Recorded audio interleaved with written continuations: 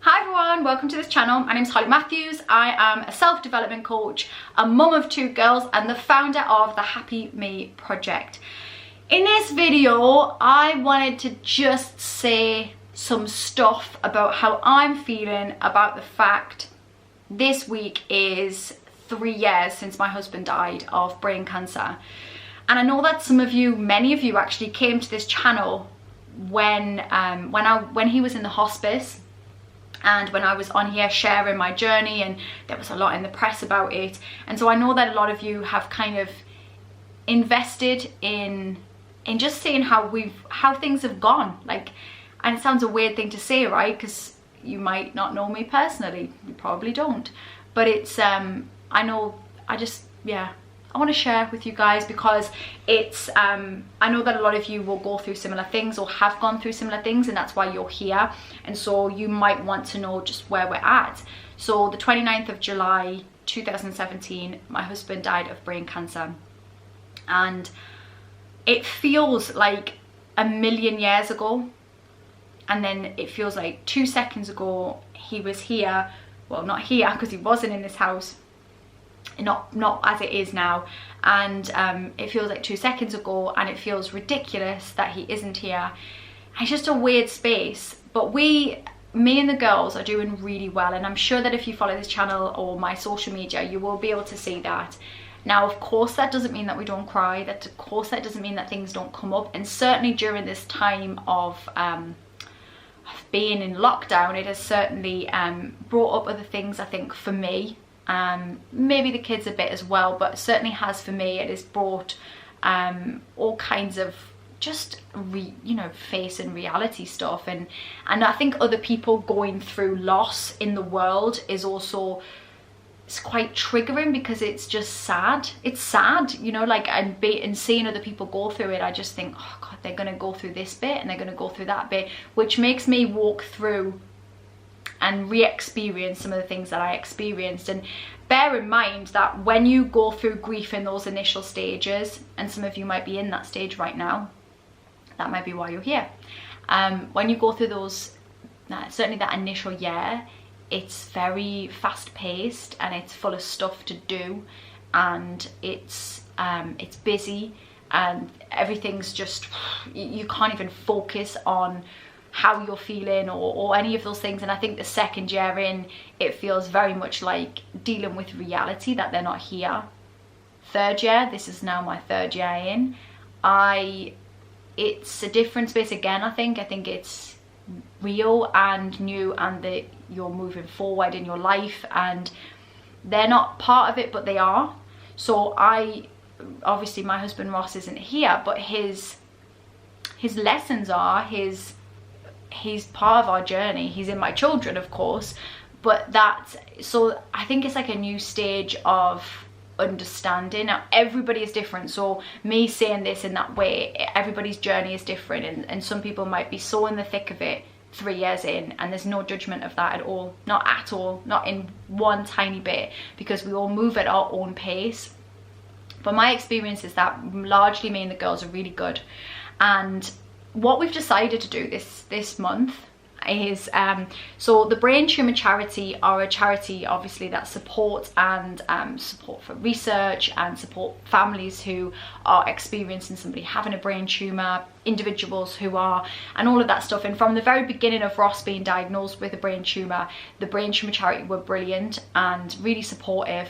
And I've always tried to give a platform, my social media platform and TV platform and things like that gives me a chance to be able to shout about things that are important to me, and charities that I think are important, and all of that kind of stuff. So the Brain Tumour Charity have been one that I've supported for some time, and they often update me with things on what they're getting up to, the research that they're doing, the new things that are happening to help people.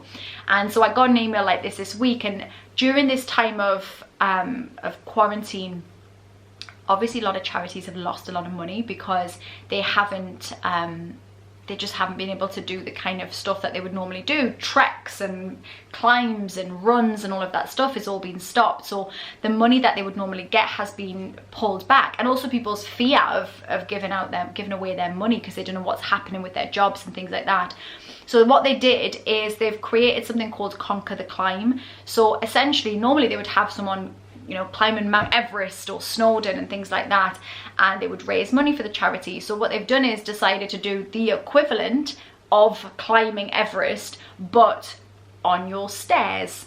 So I just thought it was a really fun idea. One, because we are, you know, it's been a kind of lethargic exercise time for us. Although we've done some stuff and we do move our body in this house, you still feel a bit like, you know, the gyms haven't been open. And for me as a single parent, being able to actually go for a run isn't such an, you know, or do something on my own physically is challenging, and doing it with the kids, guys, come on. If I try and go for a run, the kids are like, mom, stopping their bikes or their scooters, but they just don't want to do it, so it's not so easy. So we're doing this this climb, and the girls are joining me as well. So we are doing a sponsored Conquer the Climb, and I'm doing Everest, and Everest means I have to do 53 flights. So flight being the up, not the down. 53 flights over 56 days. And I really wasn't sure how I would do. I'm only on day 3, so this is my 4th day today. I haven't done it yet. But I'm actually, do you know what? I think I'll do all right. I'm not aching or anything. I'm taking it at a decent pace, and my dad's doing it as well, so that'll be good.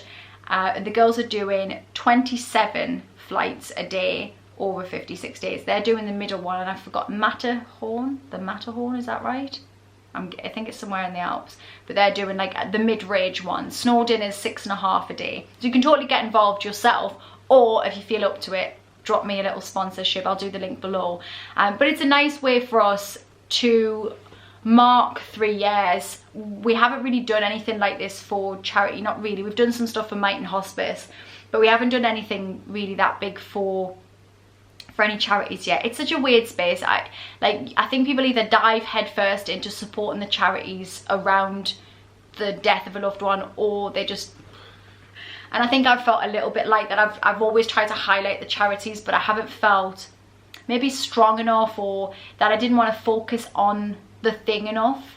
You know, like focusing on the brain tumour charity makes me think about brain tumours, makes me think about Ross dying of a brain tumour. And so I think that there's been possibly an element of me just stepping back slightly because of self-preservation. But at this new stage, I feel like actually this is a good time to start giving back and make sure that nobody else goes through that, because it's shit. Now I've just demonetized this. Doesn't matter anyway. I don't care. Yeah, it's shit. And so I don't want people to go through that. And so we should all donate to the brain tumour charity and give as much as we can. But I will share with you our journey. If you go on the sponsorship page, you will see our little journey. I will update videos and things on there, and also on my Instagram and Facebook as well, and on here. So you'll be able to laugh at us, and hopefully we'll get dead fit in that. That'd be good, wouldn't it? You come out all like dead ripped coming out of lockdown, all ripped and stuff. Wicked. We'll wait and see. Anyway, this is just an update, and for those of you that are going through this yourselves and are in those early stages of grief, I'm just sending you loads of love. There's lots of videos on this channel already. There's a playlist on here, the grief and the journey.